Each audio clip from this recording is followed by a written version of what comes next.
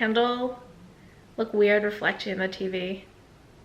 I'm gonna leave it. Hello friends, and welcome to today's spooky video. Today is another true crime case, and it's pretty gruesome. As a fair warning, this video does include self-harm / suicide, kidnapping / abduction, mental illness, death or dying, torture, and murder. I told you this one's pretty heavy, so do what you have to do to take care of you. Today we are talking about the case of Katarzyna Zowada, otherwise known as the skin case. So some of these words are Polish, so if my pronunciation isn't 100%, I am not Polish, please forgive me. 23-year-old Zowada attended Jagiellonian University in Krakow, Poland in 1998. During her time at the university, she changed her major twice. After her first semester as a psychology student, she attended a history course before settling in on religious studies. She did have a severe depression diagnosis and had previously attempted suicide. She began receiving treatment in a mental hospital shortly after her attempt. According to her friends, she was nice, although a sad and withdrawn person. She shared a home with her mother because she didn't have many friends, and she spent most of her time secluded and alone. I feel so sad for this girl. I wish I could have done something to make her not feel so sad and alone. I don't know.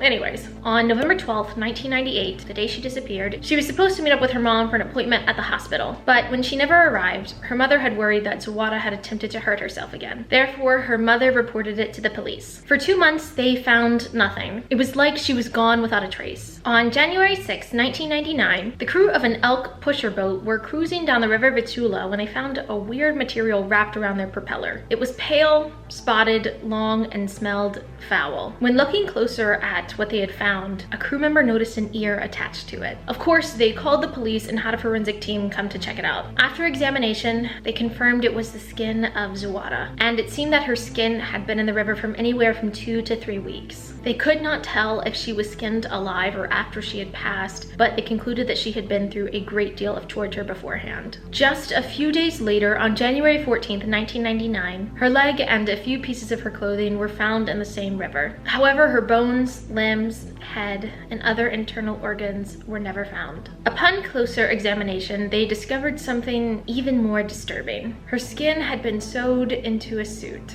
According to exploringtheevidence.com, forensic analysis concluded that the skin had been carefully removed between her thighs and neck. No skin from Zowada's face or arms were present in the suit, as the suit only went up as far as her left ear.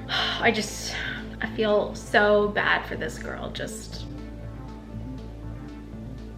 yeah. It was similar to the actions of Leatherface from Chainsaw Massacre, or Ed Gein, who inspired Leatherface. At this time, the police had no leads and no suspects. Then, in May 1999, the forensic medicine unit in Krakow received a corpse of a man with a severed and scalped head. During the investigation, police discovered that the killer was a man named Vladimir W., who turned out to be the son of the victim. Keep in mind, a lot of names in this case and surrounding it have been withheld because of Polish law, Polish jurisdiction, so I really only have the first and last initial of a lot of people's names. Take it up with the Polish government, I don't know. Prior to his arrest, Vladimir was actually seen wearing a mask of human skin that was actually made from his father's.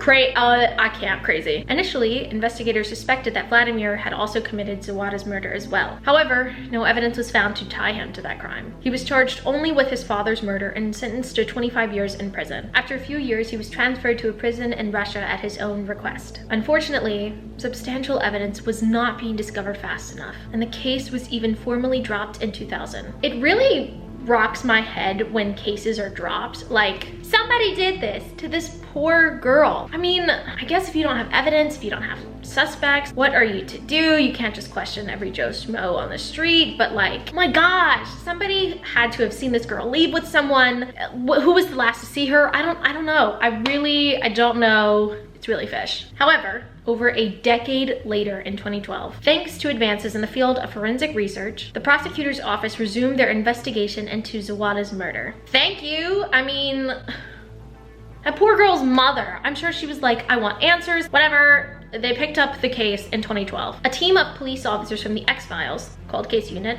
was brought in, and an exhumation and additional autopsy of Zowada's remains began.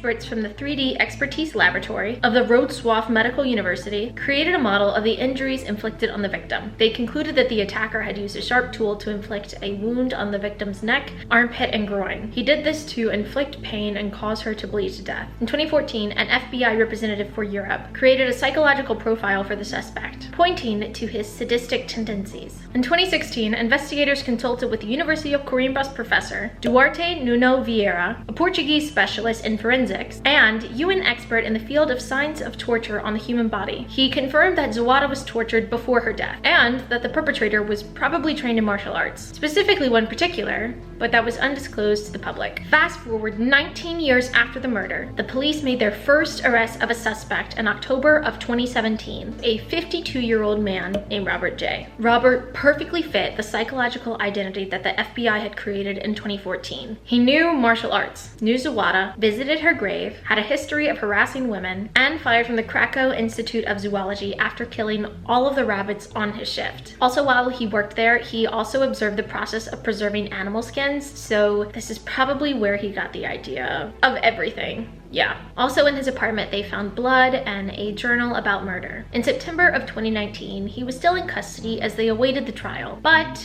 due to Polish laws, the trial was classified, so we don't know exactly what happened to him. However, this remains one of Poland's most gruesome murder cases. Although much of the case remains a mystery, we do know how it all went down, or at least how she was killed. Experts believe that she was beaten profusely, had her groin, armpits, and neck cut, had her organs taken out, had her limbs cut off, skinned, and mind you, this all occurred while she was still alive, so she felt all of it. She would eventually die of blood loss. To this day, Robert has not been charged and is in jail awaiting his inevitable trial. So we don't know why he did it, or if it was even him. This case is still ongoing, and justice is yet to come. I think it was him. Personally, I think they have a lot of evidence, and I just feel so sorry for Katarzyna Zowada and all that she went through, and for her mother to have to wait and is still waiting for justice. Like, so sad. True crime really just is dark and it takes a toll on you. If there is a video recommendation that you have for anything spooky, haunted, a legend, monster, ghost, true crime, let me know and I'll make it. If you made it this far, please give this video a big thumbs up, consider subscribing, and I will see you next week with more spooky content. Until then, stay weird, my friends. All right, bye guys.